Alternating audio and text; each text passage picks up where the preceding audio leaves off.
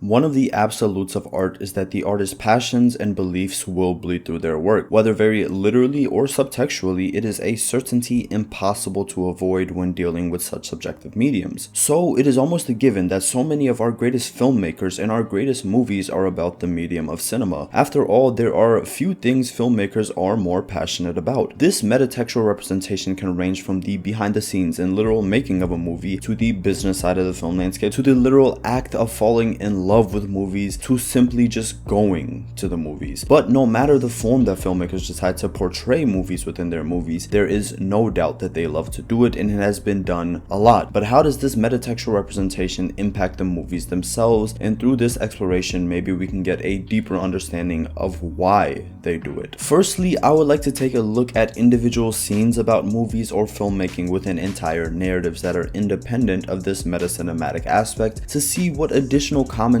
or use the inclusion of these scenes can provide. On the simplest of levels, I always love to look at the use of motific and symbolic elements within comedy, as it is often the easiest genre to break down and get true meaning out of. Looking at one of my favorite sitcoms of all time in Seinfeld, movies and movie theaters are often used as simple situational or relatable sources of humor. Everybody has seen a movie or has gone to a movie theater and knows how annoying it can be to have somebody who won't stop talking or put their phone on silent in your theater. So using this relatability, Jerry Seinfeld and Larry David are able to metatextually use the medium of film to their comedic advantage. Similarly, in a lot of romance films, theaters are narratively used due to the relatability. In Annie Hall, Woody Allen takes the metatextuality one further by quite literally breaking the fourth wall.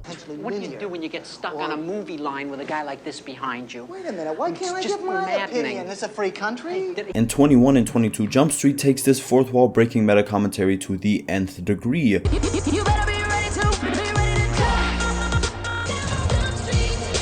Moving away from comedy, in Fight Club, Tyler Durden's nighttime job in a film theater has both narrative and subtextual use, which I won't elaborate on too much in order to avoid spoilers for the 3 or 4 people out there who have not seen Fight Club and don't know the ending. Full Metal Jacket uses a filmmaking scene to comment on the commodification of war, and Taxi Driver uses movie theater scenes to further stress Travis Bickle's depravity, longing for human connection, and as the film progresses, his disconnect from reality. Movies, movie theaters, and filmmaking within films can have a range of uses. In individual and independent scenes, metacinema often goes beyond simple symbolic meanings, establishing a unique relationship between the film and the film watcher. And the relationship between a filmmaker and audience has always been a big part of the filmmaking, but to write a film where the characters are the audience of a similar story makes the relationship a lot different.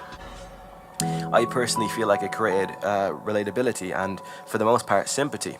Now that we have a general understanding of the use of film within film on a scene-to-scene basis, let's move from the part to the whole. What about when the entire movie is about the movies? Looking at Quentin Tarantino, he is clearly a director that has always been influenced by films of the past and the overall movie-going experience as a whole. And his first couple of films definitely reflect this obsession, but much more on a subtextual basis, and I'm going to steal this scene from this movie I love and rebrand it into my own film kind of way. But with Inglourious Basterds, something changed. His portrayal of film and film history went from a much less subtle indie craft genre and dialogue form to a quite literal movies are so important and life-changing that they can bring down the Third Reich form. And with his former film being a full dive into 60s Hollywood and his last film seeming to be The Movie Critic, he has fully formed into his final state. And while I can't speak on The Movie Critic, Tarantino's use of film within film has had a very similar effect to the use of filmmaking in Hollywood as a backdrop in a lot of movies. From Sunset Boulevard to Mulholland Drive to La La Land to Tarantino's own films, filmmakers have usually used metatextuality to blur the lines between dreams and reality. Hollywood is quite literally the land of dreams, and movies are the closest that we can get to entering dreams and escaping reality without the use of mind-altering drugs.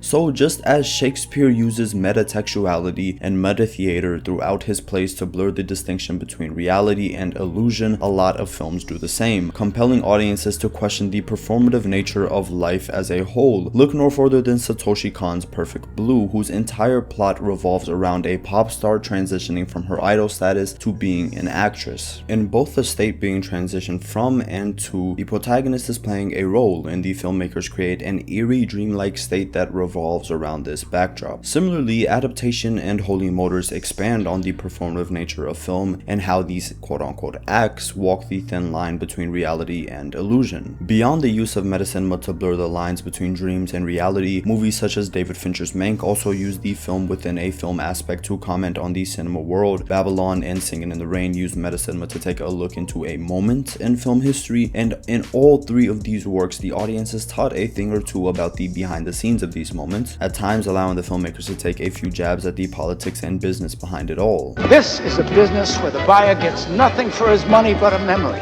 What he bought still belongs to the man who sold it. That's the real magic of the movies, and don't let anybody tell you different. On the topic of Mank, and even looking at movies such as The Disaster Artist, making a movie about movies is also an amazing way to do what I have done in video essay format and film form, taking an analytic and usually a psychoanalytic dive into the creators behind the movie within that movie. Without a doubt in my mind, the greatest living director of metacinema though is Damien Chazelle, who has woven together all of the benefits and deeper meanings of metacinema that I have dove into. A child born in 50 years will stumble across your image flickering on a screen and feel he knows you, like a friend, though you breathed your last before he breathed his first. Of Chazelle's 4 works, 2 of them are very directly about film and Hollywood, and the other 2 are about the obsessive natures of those who pursue greatness, something not too far off from the pursuit of the glitz and glamour of film glory. La La Land is the embodiment of Hollywood being the perfect metatextual symbolization of dreams, and the narrative is perfectly woven around the sacrifices one has to make in order to achieve these dreams. And most recently, Babylon captured a moment in film history, once again using the backdrop of Hollywood to represent dreams and the obsessive and at times self-detrimental nature of the dreamers, but delving into much more and providing a lot more commentary on film history, the business end of the film world, and diving even deeper into what happens once you have achieved said aspirations. Once again, bringing in the thin line between dreams and reality that metacinema allows for filmmakers to employ so well. There is truly no lack of amazing movies about movies. A lot of our greatest filmmakers have dove into metacinema due to their obsession with the medium. This metatextual representation can come in the form of the craft, the story, the characters, or a simple sight gag. But no matter the form, they almost always provide a deeper insight into these stories and the characters themselves, and often, due to their nature, a deeper look into the medium of film itself, the creators behind films and the movie business as a whole. Cut!